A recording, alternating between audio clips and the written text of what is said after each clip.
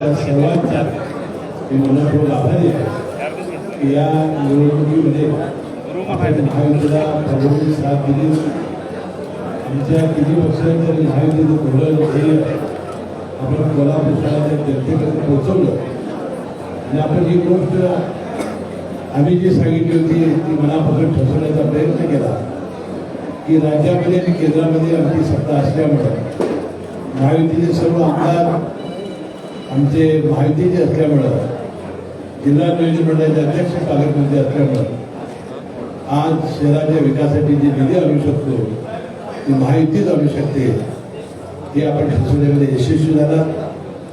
त्याशिवाय कोल्हापूर शहराचा विकास, कोल्हापूर शहराचं व्हिजन डॉक्युमेंट आणि विशेषतः राज्याचे उपमुख्यमंत्री एकनाथ शिंदे साहेब, राज्याचे मुख्यमंत्री देवेंद्र फडणवीस साहेब यांनी रोड शो केले. त्यांनी मिसळपे कट्टा या चर्चेमध्ये त्यांनी अनेक कोल्हापूर शहराच्या त्यांनी विकासाचे स्वप्न ते लोकांच्या समोर ठेवलेलं आहे. आता जबाबदारी आमच्या नगरसेवकांची आणि आमची नेते मंडळींची वाढलेली आहे. ज्या अपेक्षा आम्ही लोकांना सांगितलेल्या आहे, जी स्वप्न दाखवलेली आहे ती पूर्ण करण्याची ताकद आणि हिंमत आम्हा सर्व नगरसेवकांना आणि सर्व नेत्यांना आई अंबाबाईंना द्यावी अशी मी प्रार्थना करतो.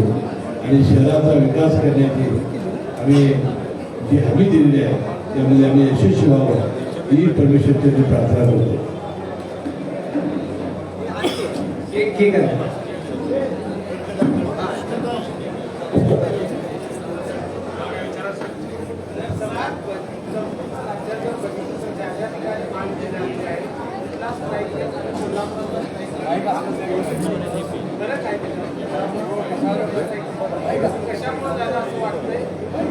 नाही त्याचा आता आत्मा शुद्ध आम्ही करू. मगाशी शिवसागर साहेबांनी सांगितलं की पहिल्यांदा ही निवडणूक 4 प्रभागाची होती आणि त्यामध्ये कोऑर्डिनेशन नव्हतं, काही त्याच्यामध्ये संघटन नव्हतं. ठीक आहे, आता आम्ही आत्मचिंतन करू आणि चूक भविष्यामध्ये होणार नाही याची आम्ही निश्चित काळजी घेऊ.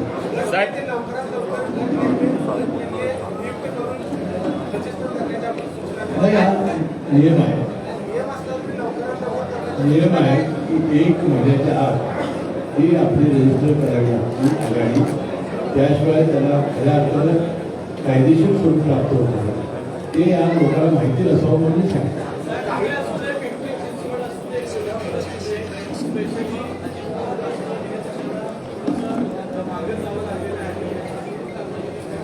पहिल्यापासूनच आम्ही शहरामध्ये हा राष्ट्रवादी काँग्रेसची पिढी आहे. ग्रामीण भागाचा पिढीपेक्षा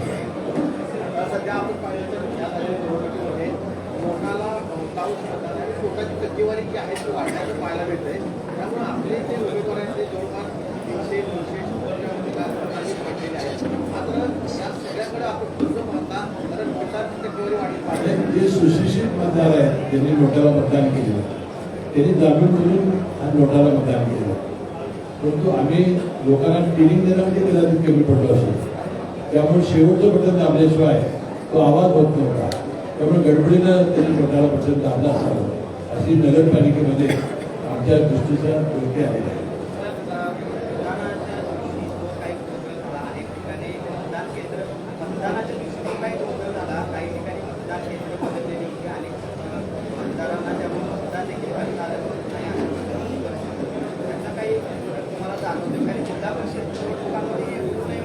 राज्यामध्ये सगळीकडे झालं तर आमच्या कोल्हापूर याच्यामध्ये काही झालं असं काही माझ्या निदर्शनास आहे.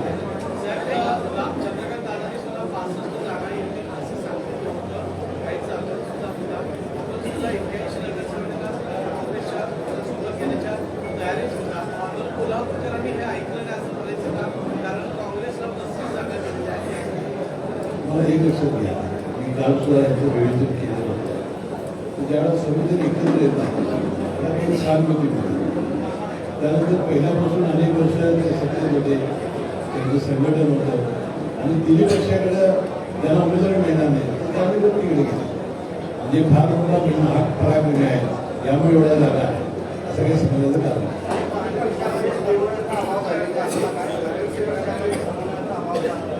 नाही, समन्वयाचा अभाव होता हे मान्य केला आहे की चूक पुन्हा होणार नाही याची काळजी हवी होती. कोऑर्डिनेशन नव्हतं हे मान्य केलं आहे.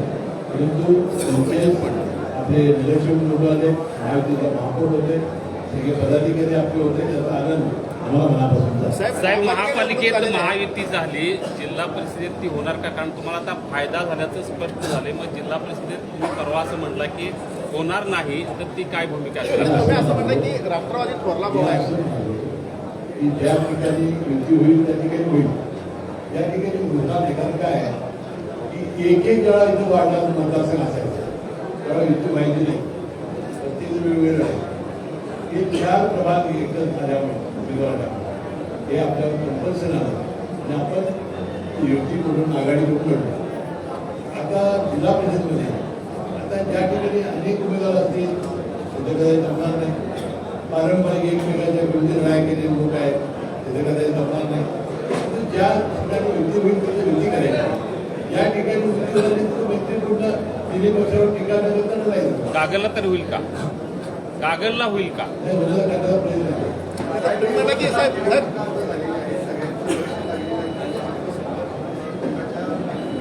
आता हे बघा, त्याबद्दल मी बोलण्याचा प्रयोगी नाही.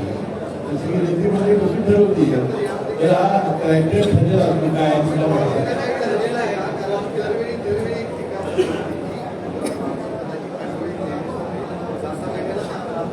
नाही, ते आज काही सांगू शकत नाही. म्हणजे नेते म्हणजे ठरवते. साहेब, आपण आपले मित्र सतीश पाटलांना वारंवार सांगत होता, सतीश पाटलांना आपले मित्र त्यांना तुम्ही वारंवार सांगत होता की पाठिंबा द्या, उमेदवार मागे घ्या. त्यांच्या 34 सीटा आलेल्या आहेत आणि त्यांनी सांगितलं तुमचे जर अजून 6 आले असते, आता चांगलं काम केल्यावरती पाठिंबा देतील आपल्याला. तुमचे 6 आले असते तर तुम्हाला पाठिंबा दिला असता. सरकार मिळणार नसेल तर करतील काय?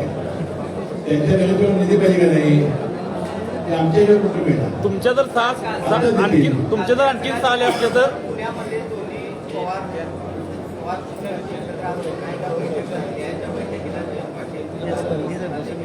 मला काही दिली नाही.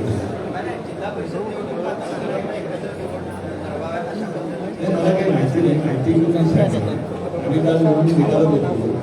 आम्ही 10 म्हणजे 11 सुद्धा आमचं क्रीडा लक्ष होतं. तेव्हा आपलं काय राज्यभर लक्ष होतं.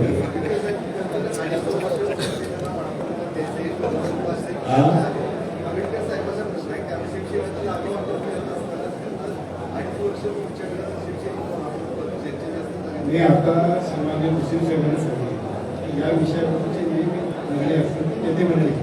तर आज आपण आनंदोत्सव साजरा करतो. आणि आनंदोत्सवाची